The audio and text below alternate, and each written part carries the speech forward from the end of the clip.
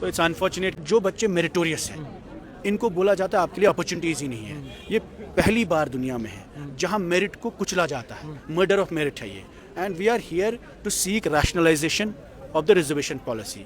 हम रिजर्वेशन के अगेंस्ट नहीं है, कुछ तबकों को रिजर्वेशन की ज़रूरत है, सपोर्ट की ज़रूरत है।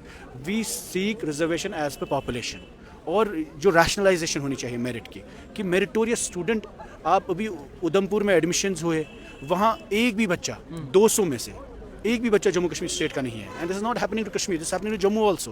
What we are seeking is that don't put our colleges and institution and jobs on sale the way you have put our land on sale.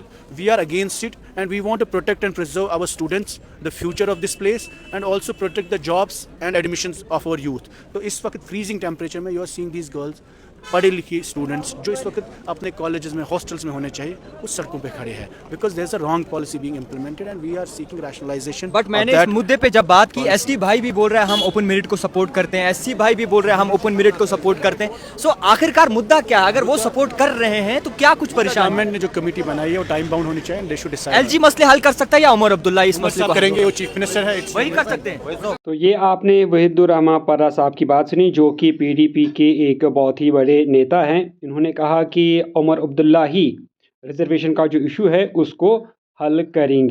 सबसे बड़ा बयान आया आगा सईद रुल्ला साहब का रिजर्वेशन के ऊपर, जो कि ये वाली वीडियो है। अगर आपने ये नहीं देखी तो लिंक आपको नीचे डिस्क्रिप्शन में मिल जाएगी। और यहाँ पर जितने भी बड़े बड़े नेता हैं, चाहे फिर वो आगा सईद रुल्ला साहब हैं, या फिर वहीद पर्रा साहब हैं, या फिर इल्तिजा मुफ्ती, या फिर बाकी जो लीडर्स हैं जो इसमें शामिल हुए, सब ने ये कहा कि जो रिजर्वेशन है इसको रेशनलाइज किया जाना चाहिए। मतलब जिसको जितना हक है, जिस कैटेगरी को जितना हक है, उतनी रिजर्वेशन उसको मिलनी चाहिए। ये नहीं कि आप एक कैटेगरी को हद से ज़्यादा रिजर्वेशन दें और दूसरे का हक आप खाएं।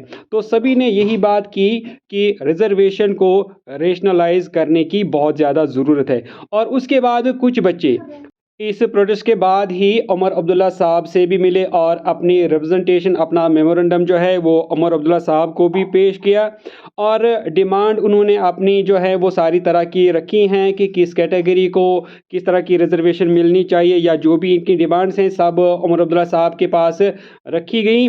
अब देखना होगा कि जो उमर अब्दुल्ला सरकार है वो अब इस मामले के ऊपर किस तरह का फैसला सुनाती है, और कितना टाइम अब लगेगा रिजर्वेशन पॉलिसी में जो फैसला है गवर्नमेंट का उसको आने में। तो ये देखने की बात होगी। लेकिन जहां तक आगा रुल्ला साहब की बात है, क्योंकि उन्होंने आज एक प्रोटेस्ट किया, तो उसको चलते, क्योंकि वो एक बहुत ही चहीते नेता है, बहुत ही खास मकाम रखते हैं एनसी में, तो एनसी गवर्नमेंट जो है इसके ऊपर अब बहुत ही जल्द कोई फैसला सुना सकती है। तो दोस्तों ये थी आज की वीडियो रिजर्वेशन पॉलिसी को लेकर जो आज का धरना हुआ, प्रोटेस्ट हुआ, उसके ऊपर आपकी क्या राय है, आप क्या चाहते हैं, आप भी हमारे साथ नीचे कमेंट सेक्शन में लिख कर ज़रूर शेयर करें। तो दोस्तों मिलते हैं अब आपसे एक नेक्स्ट वीडियो में, तब तक के लिए